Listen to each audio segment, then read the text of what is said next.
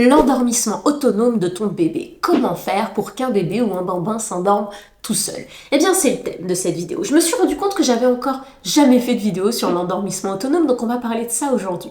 Et on va parler précisément de 4 choses. La première chose que l'on va voir, c'est quoi réellement un endormissement autonome? Parce qu'on va pas se mentir, tant qu'on ne sait pas de quoi on parle, eh ben ça va être un petit peu difficile de le mettre en place. Deuxième chose que l'on va voir, on va voir les 4 raisons pour lesquelles un bébé doit apprendre à s'endormir tout seul. La troisième chose que l'on va voir, c'est pourquoi l'endormissement non autonome est-il la cause de réveil nocturne. Et enfin, on terminera par comment faire pour aider bébé à s'endormir seul. Oui, je te l'accorde, on termine un petit peu par le Graal. Bon, commençons. Alors c'est quoi réellement un endormissement autonome? Un endormissement autonome, pour un bébé, ça signifie vraiment que bébé est capable de s'endormir seul, sans avoir besoin d'être bercé, sans avoir besoin du biberon, du sein, bref, sans avoir besoin d'être apaisé par quelque chose, par un adulte. Ça signifie que donc bébé va être capable de s'installer confortablement dans son lit et de s'endormir de manière indépendante en utilisant ses propres ressources. Mais on verra ça en détail après. Alors, voici quelques signes justement d'un endormissement autonome, pour te donner vraiment des exemples. Premièrement, bébé est capable de s'endormir seul, il est mis dans son lit réveillé, il est calme et il s'endort seul par ses propres moyens, sans avoir besoin d'être bercé, du sein, qu'on lui donne à manger, etc. Je précise, il est mis dans son lit réveillé et calme. Donc il n'est pas mis dans son lit alors qu'il est en train de pleurer et il n'est pas mis dans son lit alors qu'il est un peu groggy, tu sais, en train de somnoler. C'est très important, car on ne pourra pas considérer qu'il s'endort de manière autonome s'il est en train de somnoler. Deuxième signe qu'on peut avoir, c'est tout simplement que bébé est capable de se réconforter lui-même, en par exemple suçant son pouce, en caressant son doudou, ou encore en utilisant d'autres stratégies d'auto-apaisement. Pour certains, ça va tout simplement être, tu sais, caresser, gratouiller les draps. Pour d'autres, ça va être de se toucher le nez. Pour les plus grands, ça va être tout simplement d'aller chercher et de remettre tout seul leur tétine. Troisième signe, bébé est capable de se rendormir après s'être réveillé dans la nuit sans l'intervention d'un adulte. Et celle-là, elle est très importante, car c'est parfois la plus difficile à acquérir, et c'est normal lorsqu'il s'agit d'un endormissement autonome. C'est-à-dire que certains bébés vont avoir aucun problème pour s'endormir de manière autonome à l'endormissement initial en début de nuit. Par contre, s'ils se réveillent la nuit, parce qu'ils sont gênés par quelque chose ou qu'ils ont du mal à enchaîner le cycle de sommeil, eh bien certains vont avoir du mal à se rendormir seuls et ils vont avoir besoin de l'aide d'un adulte. Donc l'endormissement autonome, c'est aussi quand un bébé est capable de se rendormir seul la nuit. Et enfin, bien sûr, quatrième signe d'un endormissement autonome, c'est un bébé qui est capable de s'endormir seul en journée, donc pour les siestes, et donc en l'absence de la mélatonine, notre fameuse hormone du sommeil.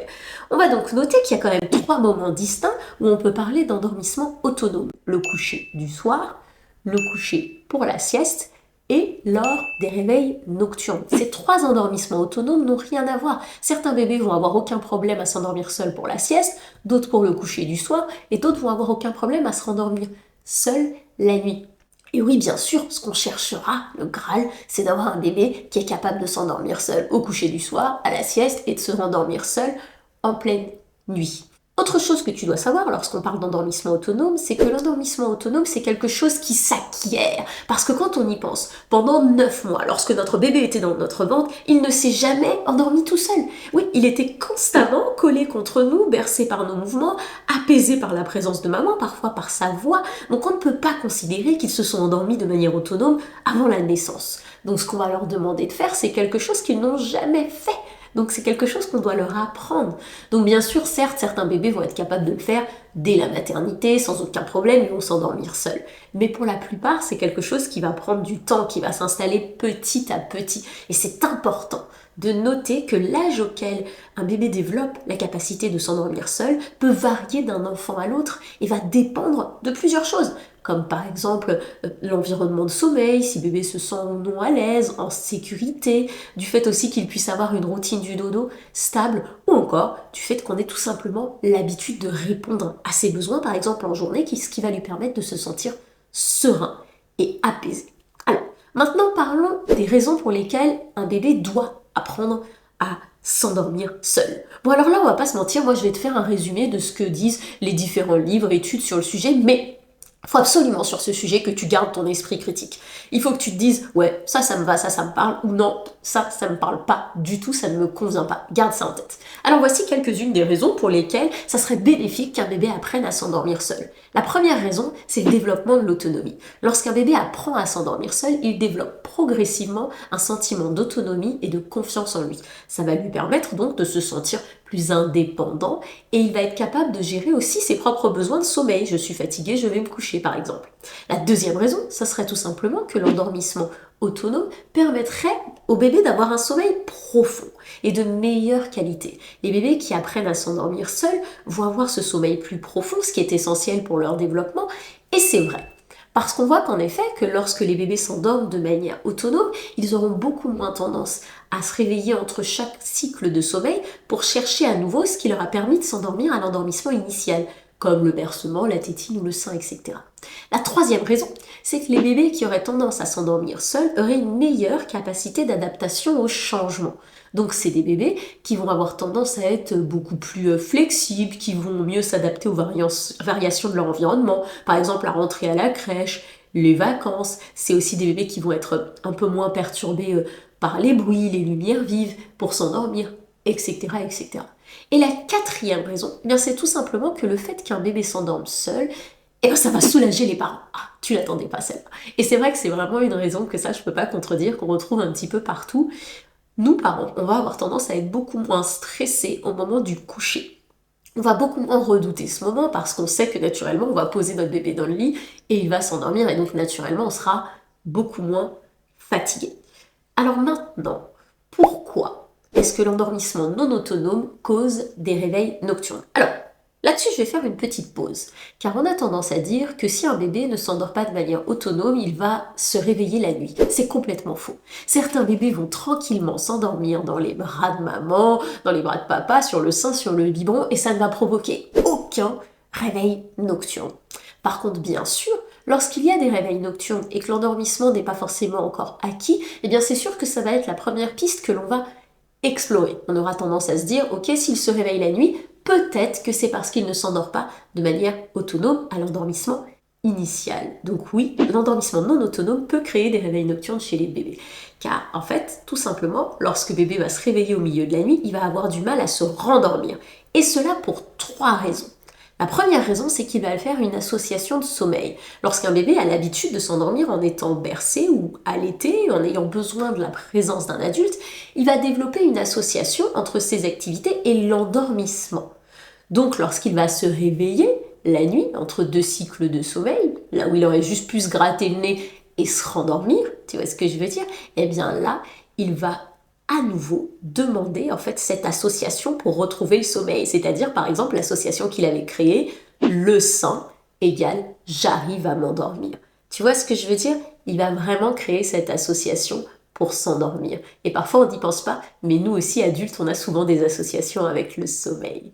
La deuxième raison, c'est tout simplement le fait que bébé ne va pas être capable d'enchaîner les cycles de sommeil, d'accord? Les bébés et les adultes, on passe tous par différents cycles de sommeil qui sont composés par des phases de sommeil légers, des phases de sommeil profond, etc. Et en fait, les réveils nocturnes peuvent arriver à chaque cycle de sommeil. C'est normal. Mais les réveils nocturnes, en fait, vont se transformer en réveils que j'appelle un petit peu définitifs, lorsqu'ils vont se réveiller à la fin de chaque cycle de sommeil parce qu'ils vont rechercher la manière dont ils se sont endormis à l'endormissement initial. Ce réveil, je tiens à le dire, il est normal, sauf qu'il devrait passer inaperçu. Il devrait passer inaperçu, sauf que si bébé ne s'endort pas de manière autonome, eh bien ça va être un réveil un petit peu définitif et il va chercher à nouveau la manière dont il s'est endormi. Et la troisième raison, eh bien c'est tout simplement un besoin d'apaisement. Si un bébé est habitué à être apaisé par un adulte, pour s'endormir, pour retrouver ce côté un petit peu, ce moment serein avant de dormir, eh bien il va à nouveau avoir besoin de l'adulte pour retrouver cette sérénité avant de s'endormir.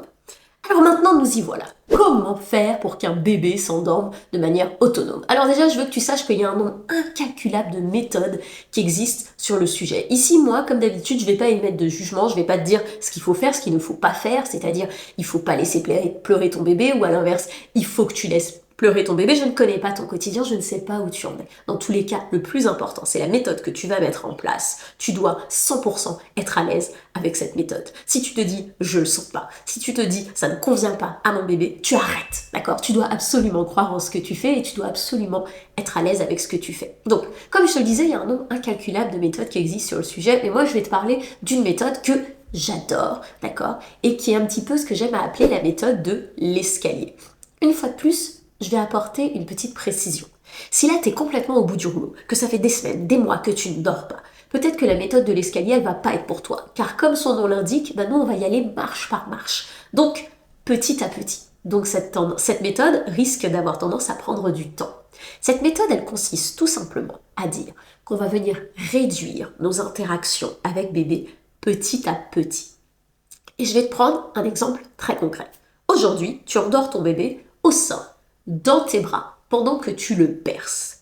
Donc là, si tu décomposes, il y a beaucoup de choses. Tu l'as dans les bras, il y a du contact avec toi, en plus il y a du mouvement, tu le berces, et en plus il a le sein, la succion. Donc la méthode de l'escalier, c'est venir enlever une chose à chaque marche. Par exemple, on va monter sur la première marche, et on va lui enlever le sein. On va dissocier le sein de l'endormissement. D'accord? On continuera par contre de l'avoir dans les bras et de le bercer.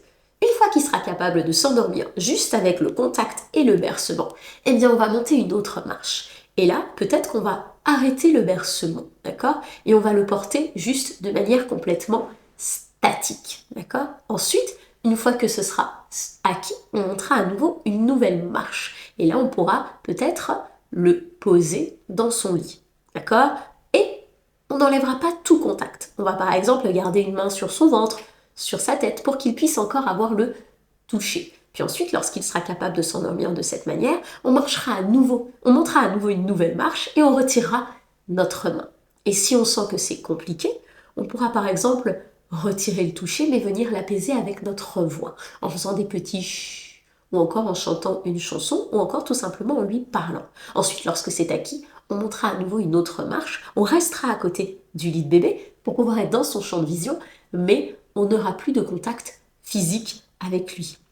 Ensuite, lorsque c'est acquis, on montera à nouveau une nouvelle marche, on pourra s'éloigner, par exemple de quelques pas, on restera encore dans son champ de vision où il sentira encore notre présence, et ensuite, lorsque c'est acquis, on pourra alors sortir de la chambre.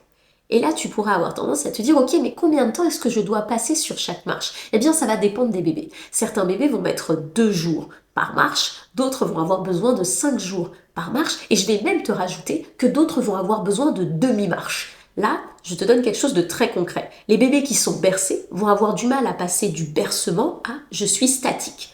Donc, ce que tu vas vouloir faire, c'est une demi-marche, d'accord, où tu vas bercer un peu moins, d'accord? Tu vas réduire les bercements petit à petit. Tu vois, tu vas devoir faire des demi-marches pour certains bébés, d'accord? Dans tous les cas, ce que tu voudras vraiment, c'est que lorsque tu es sur une marche, eh bien, tu sois sûr que c'est acquis, que ça y est, bébé est capable, par exemple, de s'endormir sans le bercement. Et pour ça, tu attendras plus d'un soir, parce qu'on a tendance à dire que parfois, un soir, eh bien, c'est juste de la chance, d'accord? Donc, tu vas peut-être attendre 2 ou 3 soirs avant de passer à l'autre marche. Bon, je crois que j'ai fait le tour. Si tu as envie d'en savoir un peu plus sur le sommeil, sache que j'ai fait un quiz pour que tu puisses savoir si ton bébé est un expert du sommeil, un bébé confirmé ou encore un apprenti. Et à la fin de ce quiz, je te donne encore quelques conseils pour pouvoir essayer d'agir sur le sommeil de ton bébé. Si tu as envie aussi d'aller plus loin, rappelle-toi qu'au début de la vidéo, je t'ai dit que la routine du dodo, c'était extrêmement important pour favoriser l'endormissement autonome. Donc n'hésite pas à regarder ma vidéo sur la routine du dodo.